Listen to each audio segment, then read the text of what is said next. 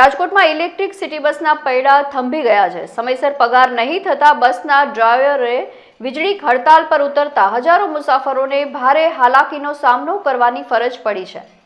બસના ડ્રાઈવરોનો પગાર સમયસર કરવામાં નહીં આવતા તેમના દ્વારા હડતાલનું શસ્ત્ર ઉગામવામાં આવ્યું છે। રાજકોટના 80 ફૂટ રોડ ઉપરના ચાર્જિંગ સ્ટેશનની અંદર જ બસોના થપ્પા કરી દેવામાં આવ્યા છે। રાજકોટ મ્યુનિસિપલ કમિશનર આનંદ પટેલે જણાવ્યું હતું કે સવારે ઇલેક્ટ્રિક સિટી બસ સેવામાં ડ્રાઈવરો દ્વારા પગાર અનિયમિત મળતો હોવાની ફરિયાદ કરી અને હડતાલ પાડવામાં આવી હતી। સવારે ઇલેક્ટ્રિક બસના ડ્રાઈવરનો પગારનો પ્રશ્ન મુખ્ય હતો। આ વખતે આરએમસીના અધિકારીઓ દ્વારા બસ એજન્સી અને ડ્રાઈવર વચ્ચે મીટિંગ કરવામાં આવી રહી છે। આ મામલે ડ્રાઈવર એજન્સી વચ્ચે મહાનગરપાલિકા અધિકારીઓએ સંકલન કર્યું છે।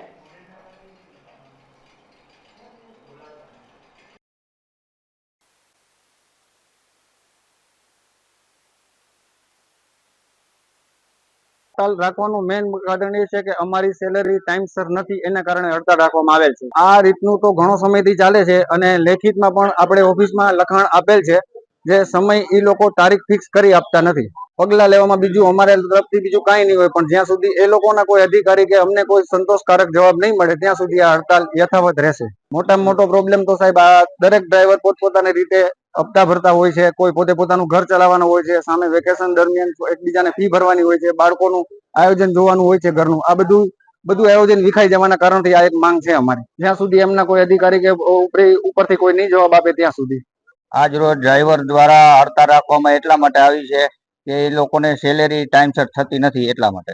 આમાં એવું 4-5 મહિના વળી રેગ્યુલર થઈ જાય, 1-2 મહિના વળી આ પ્રશ્ન ઉભો થાય છે। હર વખતે સેલેરીનો પ્રશ્ન રહે છે અને ડ્રાઈવરની માંગ એક જ છે કે 10 તારીખે અમારી સેલેરી થઈ જાય।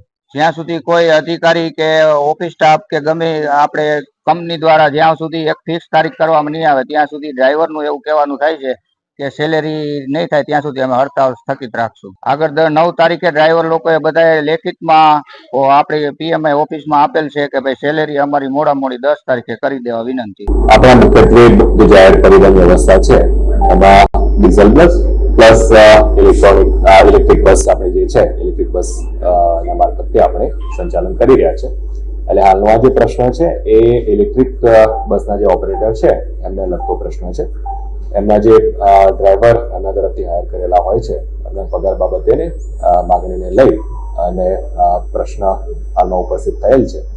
આ બાબતે આરએમસીના જે અધિકારીઓ છે અધિકારીઓ દ્વારા બંને એજન્સી એટલે કે જે ડ્રાઈવર પ્રોવાઈડ કરનારી એજન્સી અને બસ ઓપરેટર એજન્સી એમના અધિકારીઓને સાથે રાખી અને ચર્ચા વિચારણા કરી છે અને ટૂંક જ સમયમાં આ જે સમગ્ર પ્રશ્ન છે એનો અને ફરીથી બસનું જે સંચાલન